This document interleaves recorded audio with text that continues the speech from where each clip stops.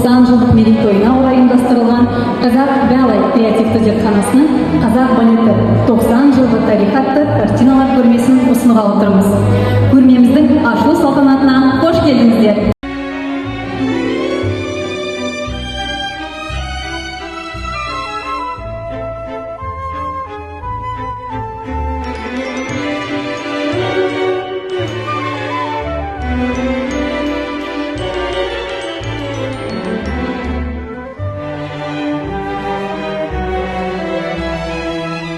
В национальном жанре создать такой некий синтез классического и казахского танца.